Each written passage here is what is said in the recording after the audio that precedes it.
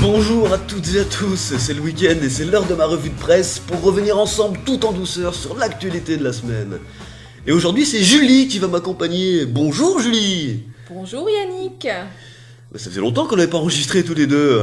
Oui, contente de vous retrouver. Eh ben nickel, alors c'est parti pour la revue de presse. Alors l'actualité en ce début de semaine, c'était le conseil stratégique de l'attractivité à l'Elysée, Yannick. Oui, en gros, pour que les investisseurs étrangers s'installent en France, François Hollande leur a fait la danse du ventre. Vu qu'il a un peu forci ces derniers temps, Slim Fast et Weight Watchers risquent d'investir massivement en France.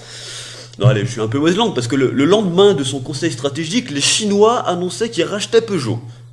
Les salariés de Peugeot qui se demandaient à quelle sauce ils allaient être mangés, ben ça y est, ils sont fixés, ce sera sauce aigre-douce. Alors le plan de licenciement qui s'annonce risque en effet de provoquer quelques aigreurs d'estomac à Sochaux. En revanche, opération séduction réussie pour François Hollande. Ah oui, après, on sait pas comment ça s'est passé. Ce que je veux dire, c'est qu'on connaît pas les coulisses de l'opération. Est-ce que les Chinois avaient réservé un appart sur Paris? Est-ce que Hollande leur a rendu visite en scooter discretos? Il leur a amené des croissants au petit-déj? Est-ce que le président Xi Jinping va devenir première dame? Est-ce que Valérie Trierweiler va être à nouveau hospitalisée? J'en sais rien, le closer de cette semaine n'est pas encore sorti. Je vous tiens au courant dès que j'ai les infos. Merci Yannick. Donc on reste dans le monde du travail puisque cette semaine, une étude montre que sur une carrière de 40 ans, un cadre passe en moyenne 16 ans en réunion. Eh oui, donc 16 ans en réunion, ça veut dire au moins 2 ans à boire du café, 3 ans à faire la sieste, 4 ans à dessiner ou gribouiller sur le coin d'une feuille, et le reste du temps à mater la secrétaire du patron. Voilà, mesdames, si vous demandez ce que font vos maris en réunion, je vous le dis. Alors la transition avec le sujet suivant est toute trouvée, puisque après la réunion de travail, je vais à présent revenir sur les enfants de l'île de la Réunion, déportés en Creuse dans les années 60. Je crois que j'ai jamais fait une aussi belle transition. Je crois que vous connaissez très bien la Creuse, Yannick, puisque une partie de votre famille habite là-bas. Eh oui, Julie. Moi aussi, j'ai été déporté en Creuse quand j'étais enfant pendant les vacances scolaires. Alors pour ceux qui connaissent pas la Creuse, la Haute-Loire à côté c'est Las Vegas.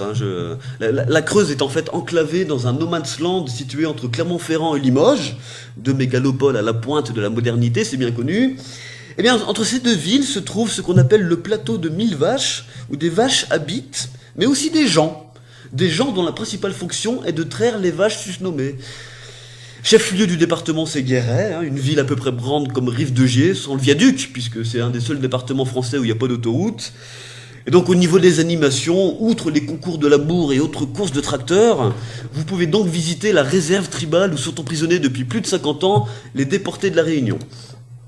Bon, cela étant dit, je vais être sérieux 2 secondes, la Creuse est un super département, si vous aimez la campagne, allez-y. Non, parce que sinon la prochaine fois, ma famille va me faire dormir dans une étable, donc pas de ça entre nous.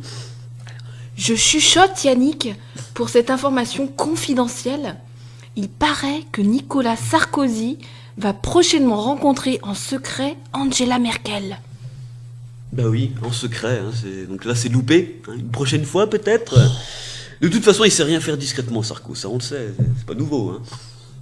On a appris que des chercheurs de l'armée américaine ont créé une pizza qui peut se conserver pendant 3 ans, oui 3 ans, sans périmer. Oui, pour redonner un peu de morale aux militaires en mission.